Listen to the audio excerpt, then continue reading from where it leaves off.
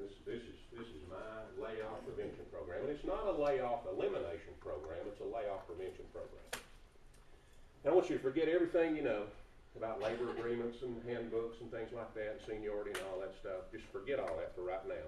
Cleanse your mind. Chant if you have to, whatever you got to do. Just forget all that. And now we have a crew of 10 people that we're going to have to downsize from 10 to 8. So we're going to have to go down 2 people because of whatever reason.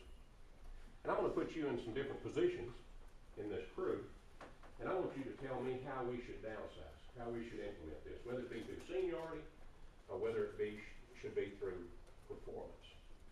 And let me share this with you. We have a phenomenal method to measure performance. It's not subjective.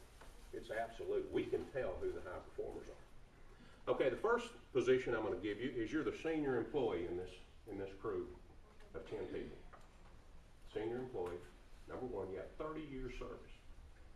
But you know, you can put lipstick on a pig, it's still a pig, it's hard to pretty one up, but you are a slug. I mean, you are a poor performer. Horrible attendance and horrible quality, horrible quantity. How would you like to downsize this crew?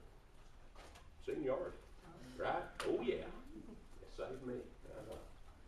Okay, now you're the second employee in this crew, 28 years of service. Been there a long time, and you could be the 2-year later twin brother of number one. You're a horrible performer. Horrible. Not quite a slug, but you're like a slug minus or something, I guess. And how would you like to downsize? Seniority. Oh yeah. Now you're employee number 5. 5th, kind of in the middle there. You're a great employee. You do your job. You handle your work. You cover your load. How would you like to downsize? Really? Performance, you know, seniority, either way, you're kind of mixed. It doesn't matter to me, really. Okay, now I want to make you employee number 10, the bottom person, who is the highest performer in this crew. How would you like to downsize? Performance. You bet. You know you carry your load. You're probably the best one in the crew. Now I want to make you employee number 8. And your first thought is, seniority's fine with me. You're a high performer, but seniority's fine with me. But then you think, whoa, hold on a second. Whoa. I know why we're having to downsize, because we've got some people in this crew that are not carrying their load. So if we go by seniority today, that makes me the junior person. And the next time we have to do it, the old saying, to keep on doing what you've been doing, you'll keep on getting what you've been getting. If we keep doing that, then the next time I'll be the bottom person.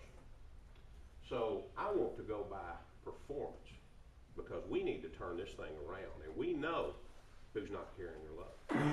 Employee 8 does a little turnaround there. Now I want to make you the supervisor of that crew, which I'll be honest, you got 25 years service, but you haven't done a good job of documenting performance improvement, or employee 1 and 2 probably would not be there. And you know that if you had to go by performance, that your documentation is not going to hold water. You're in trouble. You're going to look really, really bad if you go by performance. So you pick seniority, and you've got 25 years service. You're going to be treated the same way if they ever decide to downsize managers. All right, I'm going to give you a big promotion. You ready? CEO. Your CEO. No pay raise, just title right now. And how would you want it downsized in this crew? Performance. You have to answer to customers, you have to answer to shareholders, you have to answer to employees. You want the highest performance you have, you want to do it by performance. Now I'm going to take you outside the company. You're a shareholder. How would you like to downsize in that company? Performance. Let me throw a different twist on it.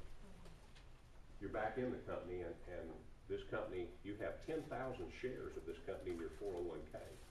Your entire future is resting on the success of this company. Seniority? Performance. Okay. You see, however you look at it, it all depends on, I want to talk about me. I want to talk about me, I want to talk about I want to talk about number 1 on my email, what I think we'll like, what I know, what I want to see. I want to talk about you usually, but today, if we're going to downsize, I want to talk about me. How's it going to impact me? All right, forget everything I just told you. All right. football team of choice around here, I'm sure, is the Cowboys. Can I use them just for this? This was closer. Okay. All right. Sunday afternoon, you and your child have just scored the best tickets for a football game. And I know this is a fiction story. It's a playoff game. You and your child are at a Dallas Cowboy playoff game. You paid $250 for the tickets. You bought matching sweatshirts. You got soda, popcorn, hot dogs. You're $700 to $800 into this game. You're more than a fan. You know, you're a customer. You are vested in this game. The game goes back and forth. It's very exciting. You're ahead, you're behind. You're ahead, you're behind. You're ahead, you're behind. Time's running out. You're behind. You're 2 points behind. You're on your own 20-yard line. There's 1 minute left. 1 minute left, and you're driving, and you're driving, and you're driving, and you're screaming, get out of bounds, get out of bounds. The clock's about to run out, and they stop the clock. With 3 seconds left, you're on their 25-yard line. You're 2 points behind. Your team has 3, count them, 3 field goal kickers. Who do you want kicking that ball? Seniority or performance? Why is it different? Who did you want on the field from the opening kickoff? Seniority? Do your head like this. You want a performance out there. If that team doesn't win, they lose fans, they lose customers, they lose airtime on TV and things like that. What's the difference in that in the company? Money. It's all about money.